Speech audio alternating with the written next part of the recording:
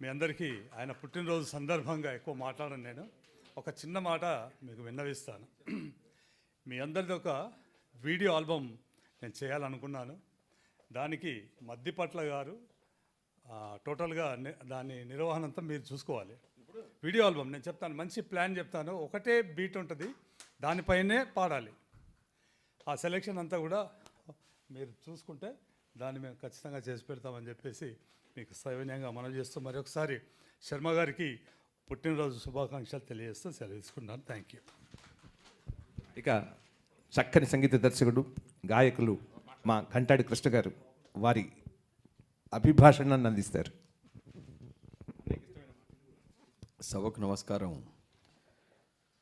TLN Sharma గారి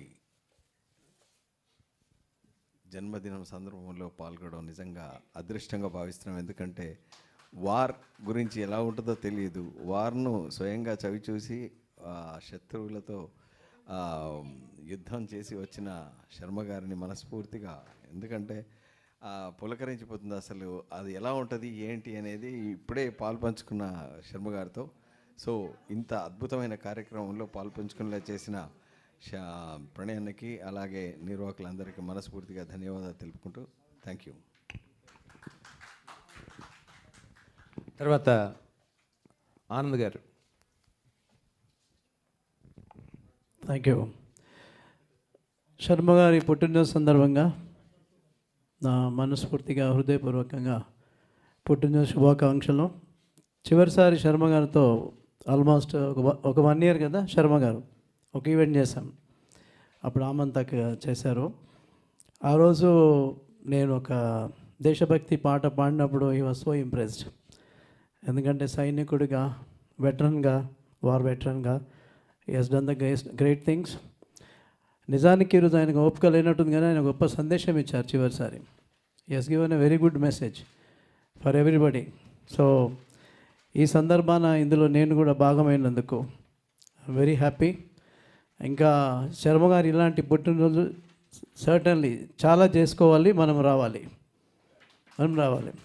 so thank you very much. Thank you. తర్వాత కళావాచస్పతి అన్నయ్య మద్దిపట్ల విశ్వనాథ్ గారు మాట్లాడతారు. ఇక్కడ కళావాచస్పతి అణుశాస్త్రవేత్త మిగతా రోజుల్లో.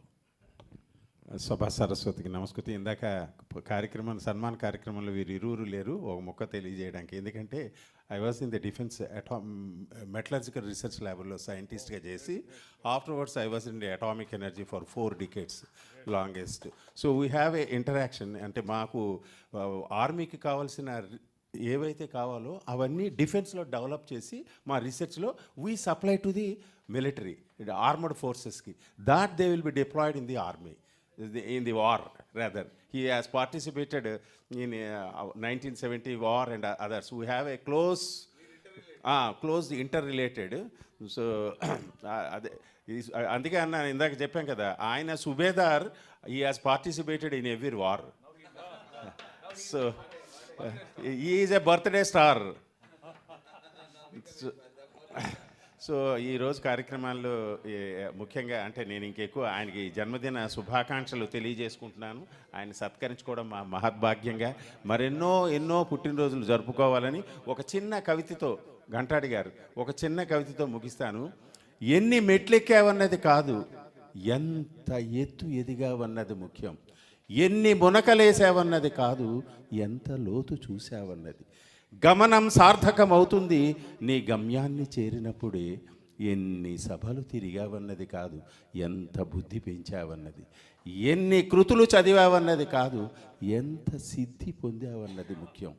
అలాగే ఈరోజు ఈ కార్యక్రమంలో ఆయన జన్మదిన వేడుకల్లో మేమంతా భాగస్వాములు కావడం మాకు ఎంతో దాయకం, ఎంతో సంతోషదాయకం.